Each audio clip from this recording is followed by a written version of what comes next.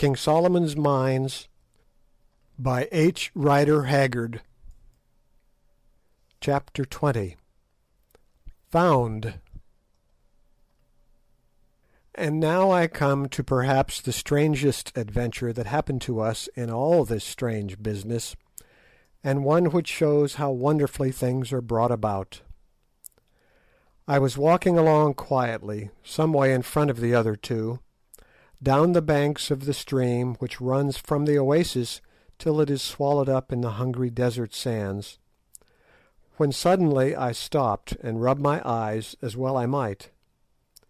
There, not 20 yards in front of me, placed in a charming situation under the shade of a species of fig tree, and facing to the stream, was a cosy hut, built more or less on the Kaffir principle, with grass and withes, but having a full-length door instead of a bee-hole. What the dickens, said I to myself, can a hut be doing out here? Even as I said it, the door of the hut opened, and there limped out of it a white man clothed in skins, and with an enormous black beard. I thought that I must have got a touch of the sun. It was impossible. No hunter ever came to such a place as this. Certainly no hunter would ever settle in it. I stared, and so did the other man, and just at that juncture Sir Henry and Good walked up. "Look here, you fellows," I said, "is that a white man, or am I mad?" Sir Henry looked, and Good looked, and then all of a sudden the lame white man with the black beard uttered a great cry, and began hobbling towards us. When he was close he fell down in a sort of faint. With a spring Sir Henry was by his side. "Great powers!" he cried, "it is my brother George!" At the sound of this disturbance another figure, also clad in skins, emerged from the hut, a gun in his hand, and ran towards us. On seeing me he too gave a cry. "Macumazahn!" he hollowed. "Don't you know me, boss? I'm Jim the Hunter. I lost the note you gave me to give to the boss, and we have been here nearly 2 years." And the fellow fell at my feet and rolled over and over, weeping for joy. "You careless scoundrel," I said, "you ought to be well sjambocked," that is, hided. Meanwhile the man with the black beard had recovered and risen, and he and Sir Henry were pump-handing away at each other, apparently without a word to say. But whatever they had quarrelled about in the past, I suspect it was a lady, though I never asked, it was evidently forgotten now. "My dear old fellow," burst out Sir Henry at last, "I thought you were dead. I have been over Solomon's Mountains to find you. I had given up all hope of ever seeing you again, and now I come across you perched in the desert like an old aasvogel (vulture).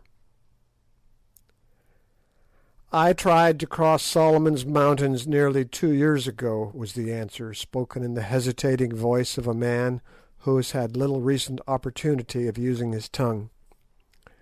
"But when I reached here a boulder fell on my leg and crushed it, and I have been able to go neither forward nor back. Then I came up. 'How do you do, Mr. Neville?' I said. 'Do you remember me?' 'Why,' he said, 'isn't it Hunter Quatermain, eh? And Good too. Hold on a minute, you fellows, I'm getting dizzy again. It is all so very strange, and when a man has ceased to hope, so very happy.'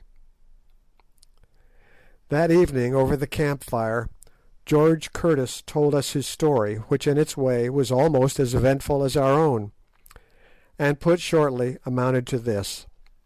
A little less than 2 years before, he had started from Sitanda's Kraal to try and reach Suliman's Berg. As for the note I had sent him by Jim, that worthy lost it, and he had never heard of it till to-day. But acting upon information he had received from the natives, he headed not for Sheba's Breasts, but for the ladder-like descent of the mountains down which we had just come, which is clearly a better route than that marked out in old Dom Silvestra's plan. In the desert he and Jim had suffered great hardships, but finally they reached this oasis, where a terrible accident befell George Curtis. On the day of their arrival he was sitting by the stream, and Jim was extracting the honey from the nest of a stingless bee which is to be found in the desert, on the top of a bank immediately above him. In so doing he loosened a great boulder of rock, which fell upon George Curtis's right leg, crushing it frightfully. From that day he had been so lame that he found it impossible to go either forward or back, and had preferred to take the chance of dying in the oasis to the certainty of perishing in the desert. As for food, however, they got on pretty well, for they had a good supply of ammunition, and the oasis was frequented, especially at night, by large quantities of game, which came thither for water. These they shot, or trapped in pitfalls, using the flesh for food, and after their clothes wore out, the hides for clothing. And so George Curtis ended. We have lived for nearly 2 years like a second Robinson Crusoe and his man Friday, hoping against hope that some natives might come here to help us away, but none have come. Only last night we settled that Jim should leave me and try to reach Sitanda's Kraal to get assistance. He was to go tomorrow, but I had little hope of ever seeing him back again. And now you, of all people in the world, you, who, as I fancied, had long ago forgotten all about me, and were living comfortably in old England, turn up in a promiscuous way and find me where you least expected. It is the most wonderful thing that I have ever heard of, and the most merciful too. Then Sir Henry sat to work, and told him the main facts of our adventures, sitting till late into the night to do it. "By Jove," said George Curtis, when I showed him some of the diamonds. "Well, at least you have got something for your pains, besides my worthless self." Sir Henry laughed. "They belong to Quatermain, and good. It was a part of the bargain that they should divide any spoils there might be." This remark set me thinking, and having spoken to Good, I told Sir Henry that it was our joint wish that he should take a third portion of the diamonds, or if he would not, that his share should be handed to his brother, who had suffered even more than ourselves on the chance of getting them. Finally we prevailed upon him to consent to this arrangement, but George Curtis did not know of it until some time afterwards. Here at this point I think I shall end my history. Our journey across the desert back to Sitanda's Kraal was most arduous, especially as we had to support George Curtis, whose right leg was very weak indeed, and continually threw out splinters of bone. But we did accomplish it somehow, and to give its details would only be to reproduce much of what happened to us on the former occasion.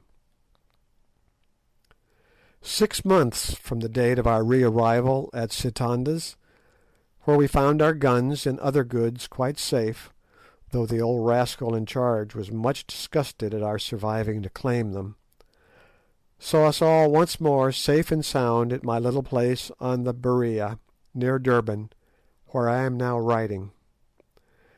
Thence I bid farewell to all who have accompanied me through the strangest trip I ever made in the course of a long and varied experience. P.S. Just as I had written the last word, a Kaffir came up my avenue of orange trees, carrying a letter in a cleft stick, which he had brought from the post. It turned out to be from Sir Henry, and as it speaks for itself, I give it in full. October 1, 1884, Brayley Hall, Yorkshire. My dear Quatermain, I send you a line a few mails back to say that the three of us, Good, George, and myself, fetched up all right in England. We got off the boat at Southampton and went up to town. You should have seen what a swell Good turned out to be the very next day, beautifully shaved, frock coat fitting like a glove, brand new eyeglass, etc., etc. I went and walked in the park with him, where I met some people I know, and at once told him the story of his beautiful white legs. He is furious, especially as some ill-natured person has printed it in a society paper. To come to business, Good and I took the diamonds to Streeter's, to be valued as we arranged, and really I am afraid to tell you what they put them at, it seems so enormous. They say that of course it is more or less guesswork, as such stones have never to their knowledge been put on the market in anything like such quantities. It appears that with the exception of one or two of the largest, they are of the finest water, and equal in every way to the best Brazilian stones. I asked them if they would buy them, but they said it was beyond their power to do so, and recommended us to sell by degrees over a period of years, indeed, for fear lest we should flood the market. They offer, however, 180,000 for a very small portion of them. You must come home, Quatermain, and see about these things, especially if you insist upon making the magnificent present of the third share, which does not belong to me, to my brother George. As for Good, he is no good. His time is too much occupied in shaving, and other matters connected with the vain adorning of the body. But I think he is still down on his luck about Foulata. He told me that since he had been home he hadn't seen a woman to touch her, either as regards her figure or the sweetness of her expression. I want you to come home, my dear old comrade, and to buy a house near here. You have done your day's work, and have lots of money now, and there is a place for sale quite close which would suit you admirably. Do come, the sooner the better. You can finish writing the story of our adventures on board ship. We have refused to tell the tale till it is written by you, for fear lest we shall not be believed. If you start on receipt of this, you will reach here by Christmas, and I book you to stay with me for that. Good is coming, and George, and so, by the way, is your boy Harry. There's a bribe for you. I have had him down for a week's shooting, and like him. He's a cool young hand. He shot me in the leg, cut out the pellets, and then remarked upon the advantages of having a medical student with every shooting party. Good-bye, old boy. I can't say any more, but I know that you will come, if it is only to oblige your sincerest friend, Henry Curtis. P.S. The tusks of the great bull that killed poor Kiva have now been put up in the hall here, over the pair of buffalo horns you gave me, and look magnificent.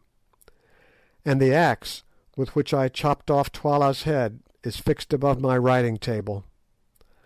I wish that we could have managed to bring away the coats of chain armour. Don't lose poor Foulata's basket in which you brought away the diamonds. H.C. Today is Tuesday. There is a steamer going on Friday, and I really think that I must take Curtis at his word, and sail by her for England, if it is only to see you, Harry, my boy, and to look after the printing of this history, which is a task that I do not like to trust to anybody else. Allan Quatermain. The End.